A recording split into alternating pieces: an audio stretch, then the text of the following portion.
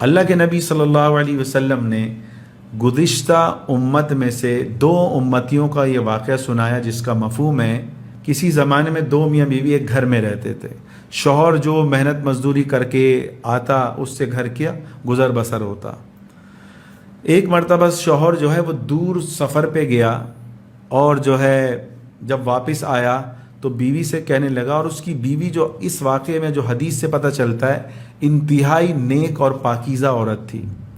تو اپنی بیوی سے کہنے لگا کہ میں بڑا تھکا ہوا ہوں، مجھے کچھ کھانے کو دو. اس وقت گھر میں کچھ بھی موجود نہیں تھا. تو بیوی شوہر سے کہنے لگی آپ آرام کریں، میں ابھی تندور میں روٹی بنا کے آتی ہوں، آپ آرام کریں.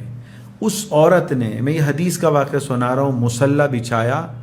رو رو کے اللہ سے دعا کرتی رہی اور کہتی رہی کہ اے اللہ تو پرندوں کو بھی رزق دیتا ہے، اے اللہ تو چونٹیوں کو بھی رزق دیتا ہے، اے اللہ میں بھی ان کی طرح ایک مخلوق ہوں، اور اے اللہ تو نے تو مجھے انسان بنایا ہے، اے اللہ میرا شوہر بھوکا ہے، اے اللہ اس نے کھانے کا تقاضا کیا ہے، اے اللہ تو میری دعا قبول کر لے، اے اللہ کھانے کا بندوبست کر دے. اچھا پھر وہ عورت جو ہے جب اس نے اللہ سے دعا کر لی، خوب آہو زاری کر لی، اللہ سے مانگ لیا،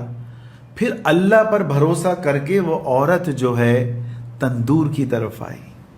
اور اس نے تندور پہ جو ڈھکنا ہوتا ہے اس کو ہٹایا بسم اللہ پڑھ کے. تو کیا دیکھا کہ حدیث میں آتا ہے، میں یہ حدیث کے الفاظ بتا رہا ہوں، کہ اس تندور کے اندر بکرے کی ران تھی، بھنا ہوا بکرا تھا، اور جو اس کے برابر میں جو آٹے کی چکی تھی اس میں سے آٹا نکل رہا تھا. پھر حدیث میں آتا ہے کہ دونوں میاں بیوی نے اس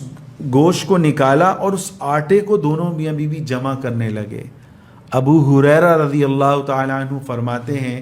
کہ یہ واقعہ سنا کہ اللہ کے محبوب صلی اللہ علیہ وسلم نے ارشاد فرمایا لو ترکہا لدارت وطحنت الی یوم القیامہ، اگر یہ اس میں سے آٹا نکالتے نہ رہتے تو یہ چکی قیامت تک آٹا دیتی رہتی. تو میرا عزیزوں، اس واقعے سے جو ہمیں سبق ملا وہ کیا ملتا کہ بھائی مومن جو ہے کبھی بھی دعا سے مایوس نہیں ہوتا، کیونکہ مایوسی کفر ہے. قرآن میں اللہ کہہ رہا ہے ادعونی استجب لکم، میرے بندوں تم مجھ سے دعا مانگو میں تمہاری دعاؤں کو قبول کروں گا.